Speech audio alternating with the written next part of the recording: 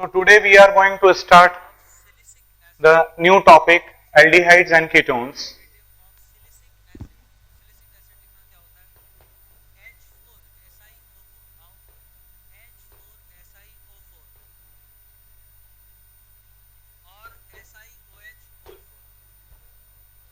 Aldehyde and ketones. इसमें सबसे पहले तो आपको ये ध्यान में रखना है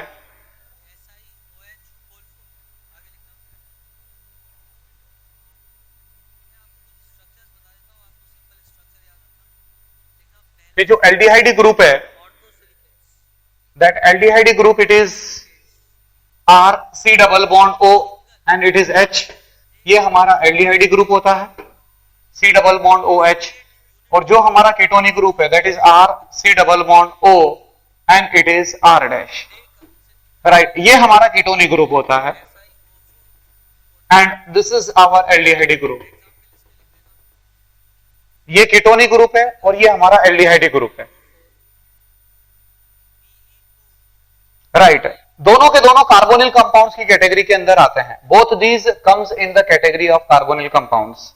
अब अगर हम इनकी रिएक्शंस को लेकर बात करें, अगर हम इसकी रिएक्शंस को लेकर बात करेंगे, मतलब एल्डिहाइड एंड कीटोन्स की अगर हम कैरेक्टरिस्टिक रिएक्शंस को लेकर बात करेंगे तो इस पर मैं बच्चों आयुपेक नेमिंग अभी हम डिस्कस नहीं कर रहे हैं बिल्कुल भी. राइट, आप जानते हैं कि एल्डिहाइड ग्रुप होता है and this is the ketonic group. मैं डायरेक्टली पॉइंट के ऊपर आ रहा हूं कि जो हमारे एल्डिहाइड्स एंड कीटोन्स होते हैं वो एल्डिहाइड्स एंड कीटोन्स बेसिकली दो तरह की रिएक्शंस को शो करते हैं. राइट, जल्दी से नोट करिएगा, ऐसे हेडिंग दीजिएगा, ऐसे लिखिएगा, aldehydes and ketones. Aldehydes and ketones undergoes two types of characteristic reactions. Two types of characteristic reactions. इसमें पहला लिखिएगा, first one, it is the nucleophilic addition reaction. The first one, it is the nucleophilic addition reaction.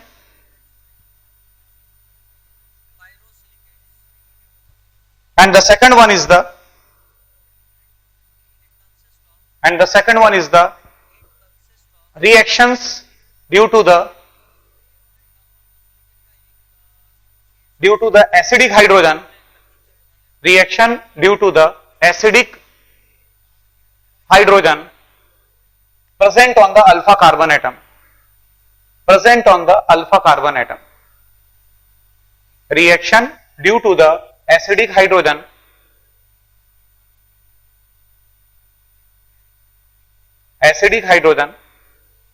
present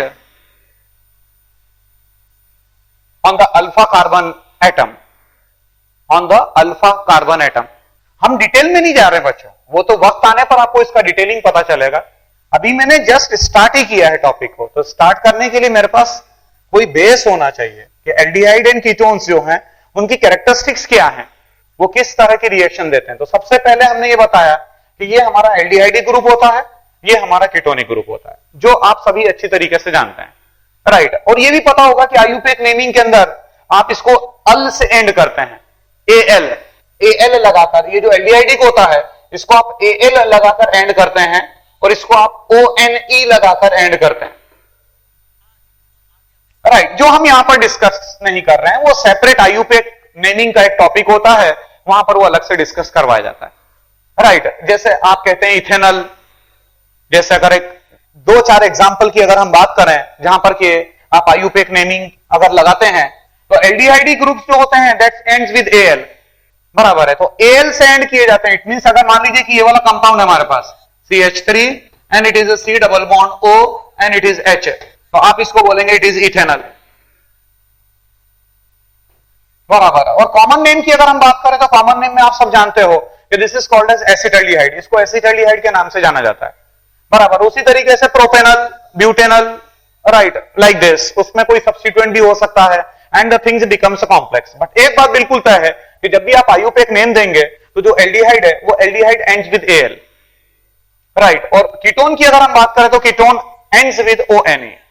right, ये तो बिल्कुल basic एक information है. Right उसके बाद हम आगे बढ़ते हैं कि इनकी कैरेक्टरिस्टिक रिएक्शंस, ये इंपॉर्टेंट है। यहां से हम शुरुआत कर रहे हैं कि एल्डिहाइड्स एंड कीटोन्स की अगर हम बात करें तो aldehydes and ketones gives basically पहला न्यूक्लियोफिलिक एडिशन रिएक्शन, ये न्यूक्लियोफिलिक एडिशन रिएक्शन देते हैं।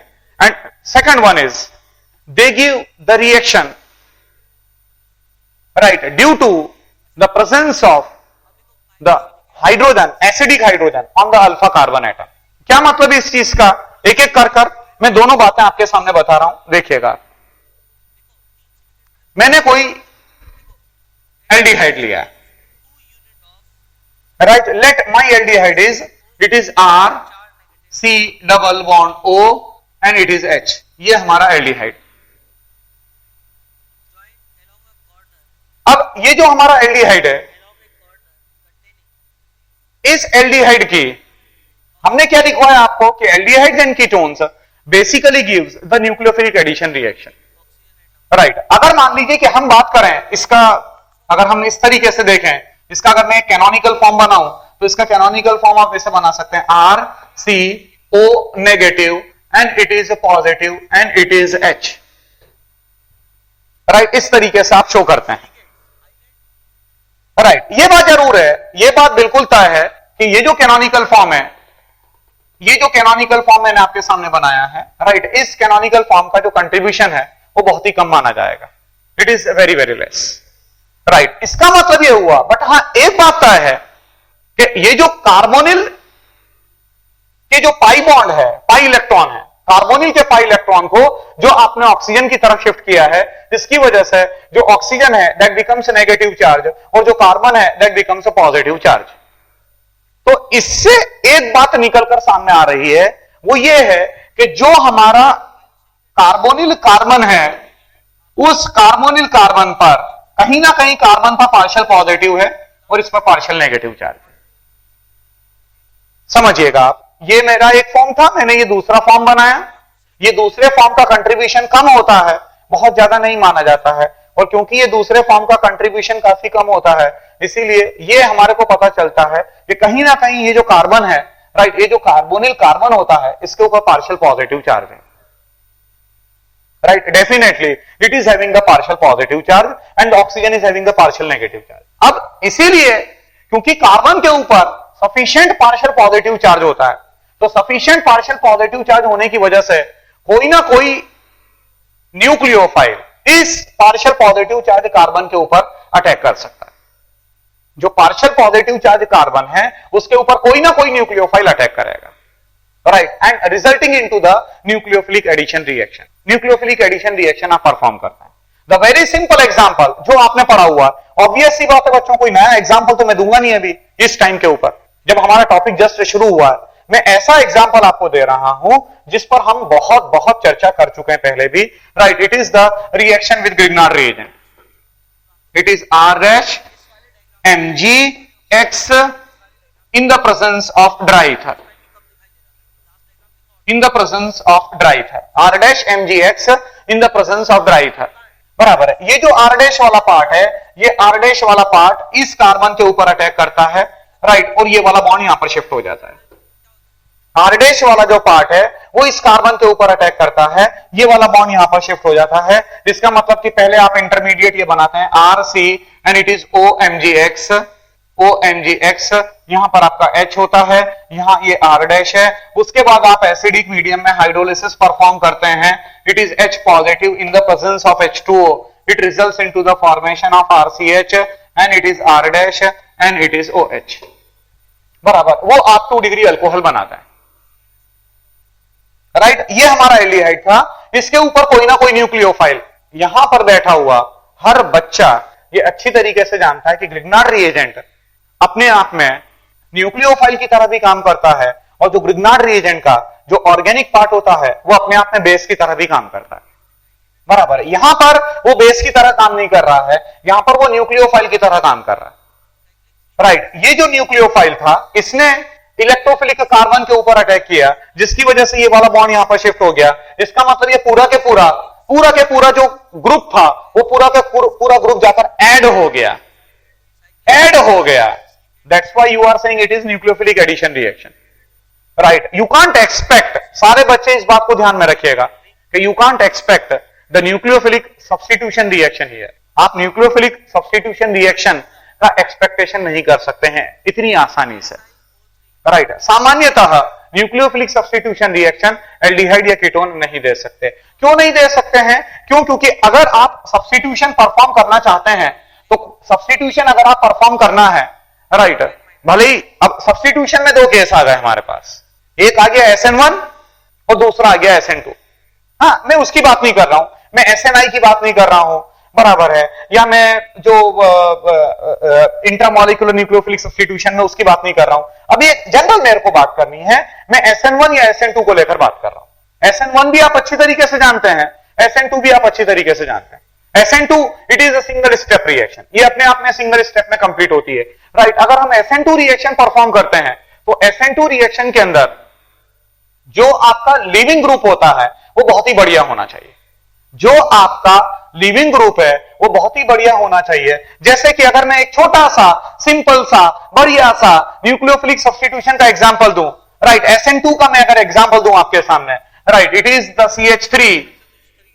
CH3Br, राइट, और ये OH नेगेटिव, ये OH नेगेटिव ने पीछे से इसके ऊपर अटैक कर रहा है, ये OH नेगेटिव इस कार्बन के ऊपर अटैक करेगा और ये वाला बॉन्ड यहां से शिफ्ट हो जाएगा, राइट। ये क्लियर कट SN2 पाथवे हो रहा है, right, minus of Br negative and it is OH and it is CH3। ये आपने मिथाइल अल्कोहल बनाया, राइट। अब यहां पर जो Br नेगेटिव था वो Br नेगेटिव अपने आप में एक बहुत ही बढ़िया, ये जो Br नेगेटिव है, Br जो लगा हुआ है कार्बन के साथ में, it is a good leaving group. मतलब एक बात हर बच्चा यहां पर अच्छी तरीके से जानता है कि SN2 रिएक्शन परफॉर्म करने के लिए जो लिविंग ग्रुप है वो लिविंग ग्रुप बढ़िया होना चाहिए।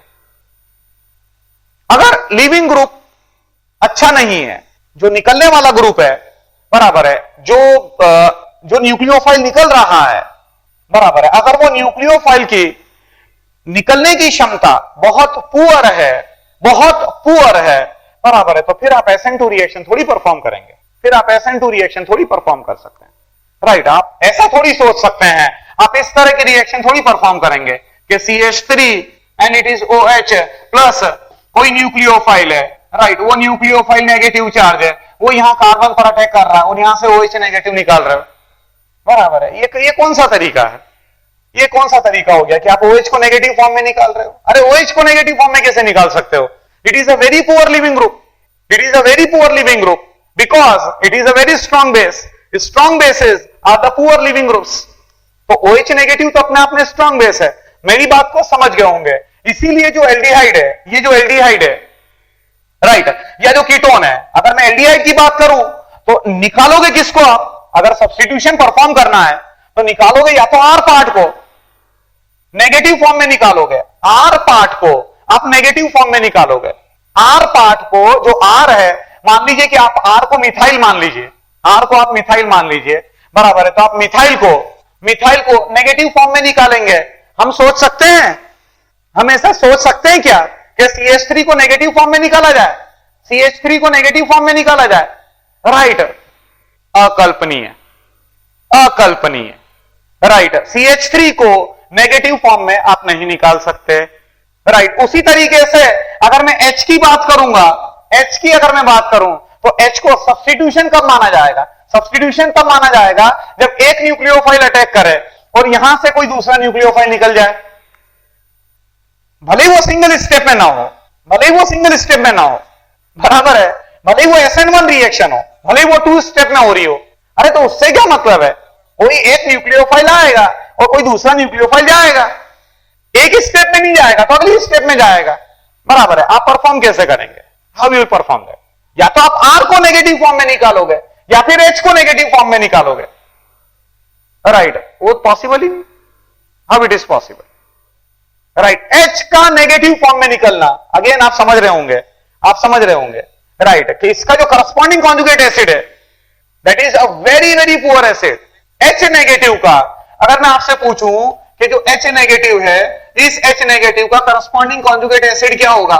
It is hydrogen, H negative का जो करस्पॉन्डिंग कॉन्जुगेट एसिड बनेगा that is hydrogen, and hydrogen is having the very high pK value, very high pK value. अगर हम हाइड्रोजन की बात करेंगे तो हाइड्रोजन की पीके वैल्यू तो बहुत ज्यादा है। The pK value of hydrogen it is 35, right. मतलब इसका मतलब it is a very weak acid, तो it is a very very weak acid, hydrogen gas it is a very very weak acid.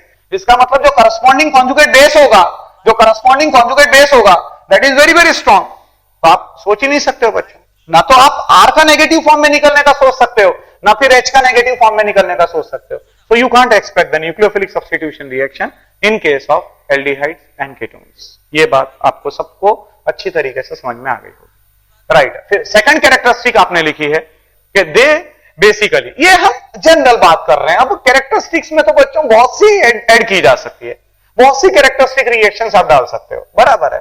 But फिर भी अगर हम एक generally बात कर रहे हैं तो जनरली अगर आप एल्डिहाइड्स और कीटोन्स जाने जाते हैं कि जो न्यूक्लियोफिलिक एडिशन रिएक्शन देते हैं, पहली बात। दूसरी बात, they gives the reactions in which the acidic hydrogen is involve, बराबर है। जैसे कि ऐसी बहुत सी नेम रिएक्शन भी आप देखेंगे, ऐसी बहुत सी नेम रिएक्शन देखेंगे। मैं कोई कीटोन का एग्जांपल ले रहा हूं, जैसे मैं एल्डिहाइड ले रहा था, अभी मैं कीटोन लेता हूं आपके सामने, राइट। देखिएगा,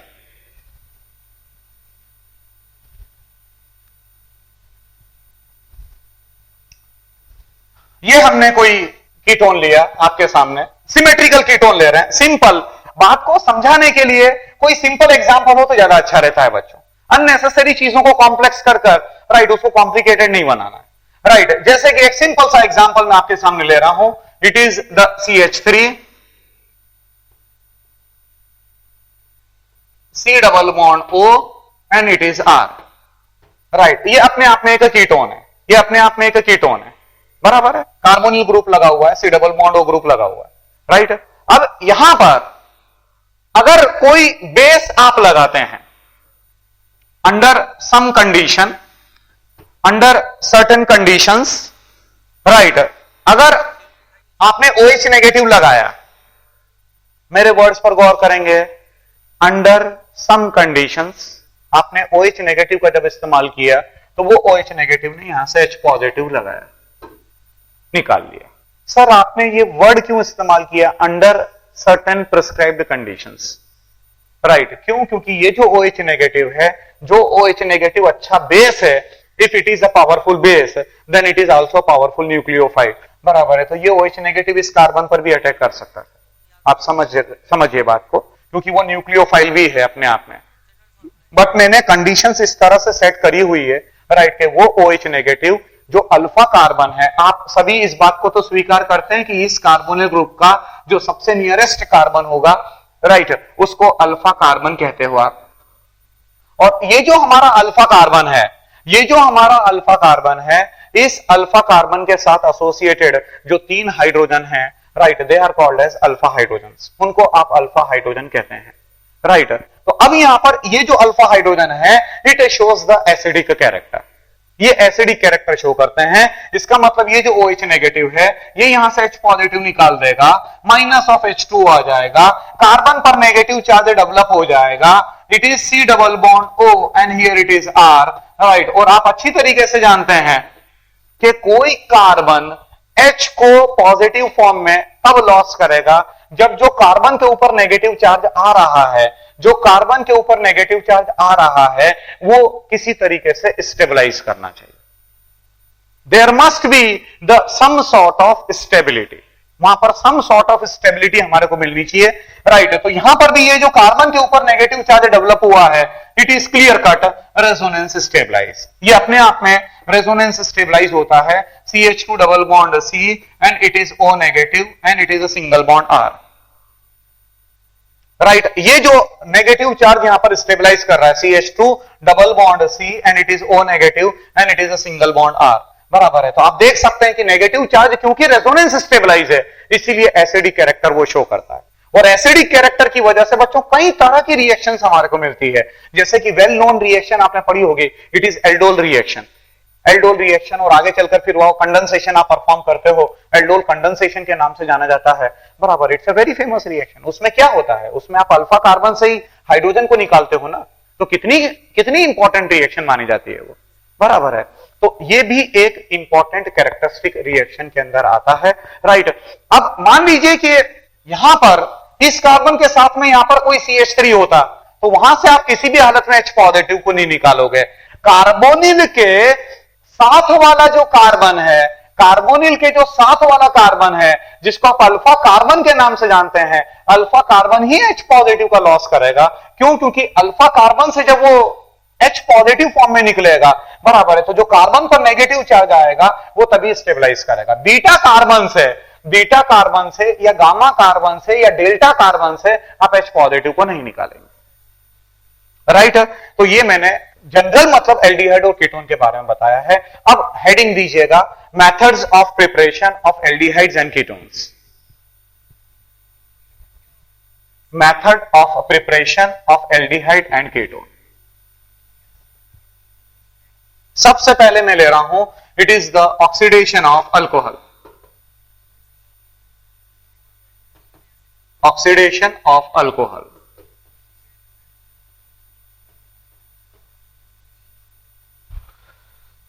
right. Oxidation of alcohol, right. ये पूरा पढ़ चुके हो आप, इसमें जितनी भी रिएक्शंस हैं वो सब पढ़ चुके हो, बट एक ब्रशिंग अप मैं करवा रहा हूं आपके सामने, बराबर है। अच्छी तरीके से उसको सारी चीजों को रिकॉल करिएगा, राइट। जैसे कि हमने ले रखा है RCH2 and it is OH, right. ये हमारा 1 डिग्री अल्कोहल है।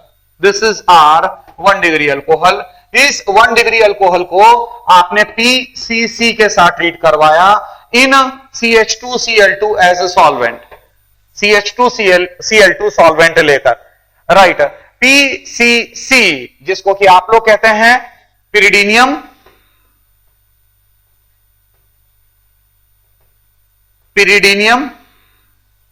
क्लोरोक्रोमेट।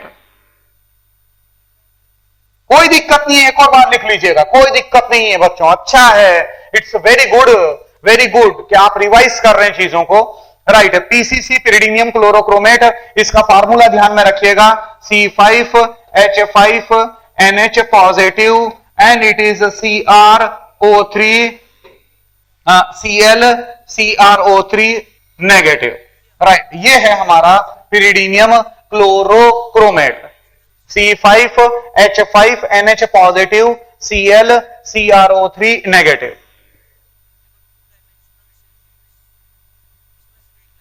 राइट। आप सब अच्छी तरीके से जानते हैं कि ये जो PCC है ये अपने आप में एक माइल्ड ऑक्सीडाइजिंग एजेंट की तरह काम करता है, माइल्ड ऑक्सीडाइजिंग एजेंट की तरह काम करता है।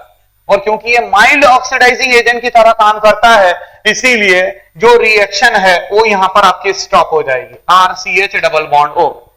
मतलब जो आपको मेजर प्रोडक्ट मिलेगा वो आपका एल्डिहाइड मिलेगा, RCH double bond O, right. वहीं अगर मान लीजिए कि हमारे पास कोई 2 डिग्री अल्कोहल होता, RCHR dash and it is OH। अगर मान लीजिए कि आप 2 डिग्री अल्कोहल लेते हैं और इसको अगर आप PCC के साथ ट्रीट करवाते हैं इन CH2Cl2, right, it results into the formation of RCR dash and it is double bond O। यहां पर आपको एल्डिहाइड मिला था और यहां पर आपको ये कीटोन मिल चुका है,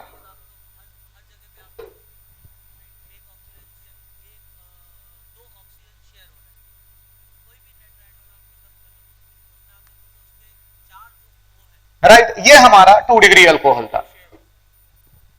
अगला केस लीजिएगा, अगर मान लीजिए कि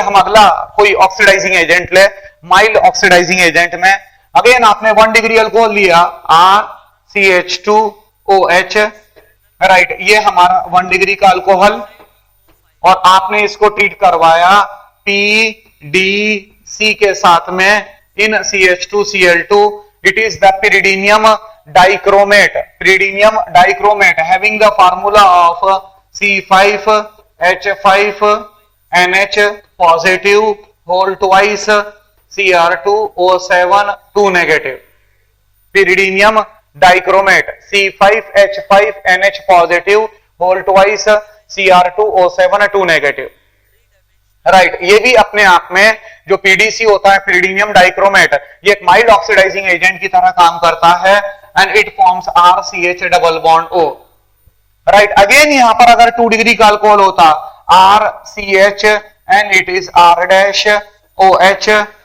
राइट। और अगर आप इसको पीडीसी के साथ ट्रीट करवाते तो you will get the ketone RCR- and it is double bond O,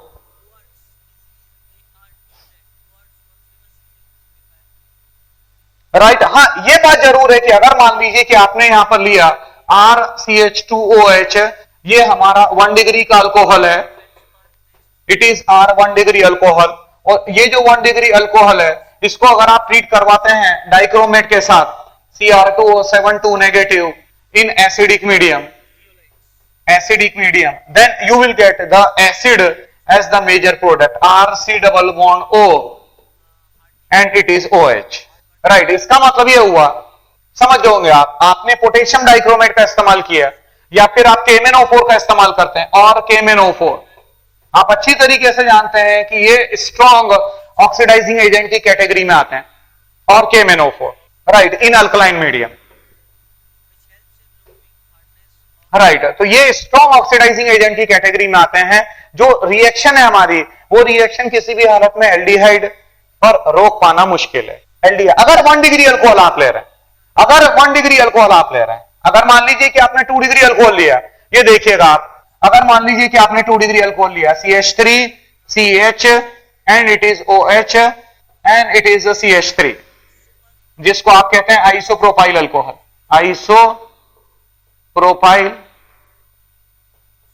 alcohol अगर आपने लिया, राइट। और अब आपने इसको ट्रीट करवाया K2Cr2O7 के साथ में, K2Cr2O7 in the presence of H positive, right, definitely you will get acetone, CH3 C double bond O CH3, यहां पर आपको एसीटोन मिलेगा। समझ गए होंगे आप मेरी बात को। ये आइसोप्रोपाइल अल्कोहल अपने आप में 2 डिग्री का अल्कोहल था, ये अपने आप में 2 डिग्री का अल्कोहल था, तो इसका जब आपने ऑक्सीडेशन परफॉर्म किया, राइट, तो you will get the acetone, ketone, क्योंकि कीटोन का फर्दर ऑक्सीडेशन पॉसिबल नहीं होगा, राइट। फर्दर ऑक्सीडेशन हो सकता है कीटोन का, बराबर है, but under the given conditions, right, ये इतना सफिशिएंटली नहीं है, इतना सफिशिएंटली स्ट्रॉन्ग ऑक्सीडाइजिंग एजेंट नहीं है कि वो फर्दर ऑक्सीडेशन परफॉर्म हो सके, राइट। अगला हम ले रहे हैं, अगर मान लीजिए कि यहां पर 3 डिग्री अल्कोहल होता, सारे बच्चे अगेन एक नोट लगा दीजिएगा, एक नोट लगाकर लिख लीजिएगा, it is difficult to oxidize, it is difficult to oxidize the 3 degree alcohol, it is difficult to oxidize the 3 degree alcohol under normal conditions,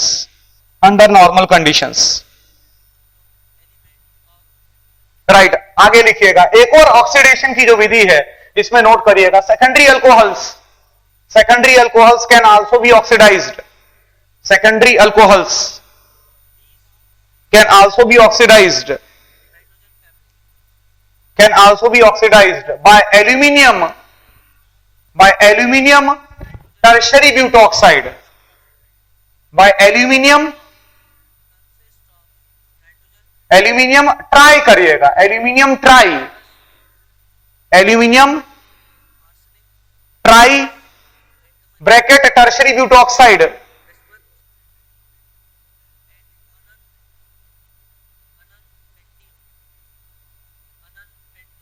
by aluminium tri bracket में tertiary butoxide in acetone. The reaction is called as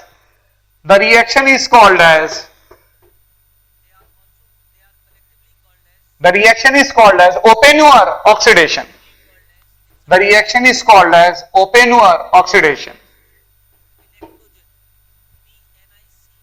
Oppenauer oxidation, right। खास इसका reagent ध्यान में रखिएगा, जो reagent होता है, जो ओपेनुअर ऑक्सीडेशन आप परफॉर्म करते हैं, राइट, उसका जो रिएजेंट होता है that is aluminium tri tertiary butoxide, right. कैसे, उसका स्ट्रक्चर क्या होगा, इट इज Al, एल्यूमिनियम के साथ में O के साथ में C, and here it is CH3 whole thrice, then here it is O, O के साथ में C और C के साथ में CH3 whole thrice, right. Same is O, O के साथ में C, CH3 होल थ्राइस। ये है आपका रिएजेंट, राइट, जो ओपेनवेयर ऑक्सीडेशन में आप इस्तेमाल करते हैं, right. Aluminium tri tertiary butoxide, right, ये हमारा टर्शरी ब्यूटॉक्साइड है, वो आप सभी अच्छी तरीके से जानते हैं।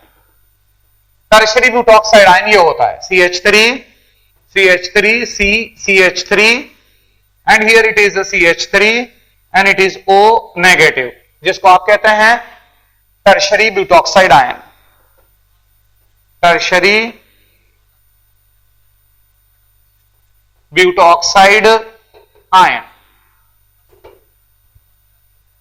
राइट। इन एसीटोन, ये जो रिएक्शन परफॉर्म करते हो आप ओपेनवेयर ऑक्सीडेशन, वो एसीटोन के अंदर परफॉर्म करी जाती है, राइट। कोई भी सेकेंडरी अल्कोहल आप ले लीजिए, जैसे कि अभी अभी मैंने लिया था आपका isopropyl alcohol CH3 CHOH and here it is CH3, right. अब इसको अगर आप इसके साथ ट्रीट करवाते हैं aluminium, it is OBU tertiary whole thrice in acetone, right. इसको मैंने ये शॉर्ट में शो किया है, शॉर्ट फॉर्म में, aluminium tri tertiary butoxide, right, in acetone, then you will get, ये हमारा सेकेंडरी अल्कोहल है, ये हमारा 2 डिग्री अल्कोहल है, right. It results into the formation of ketone, ketone का फॉर्मेशन होता है।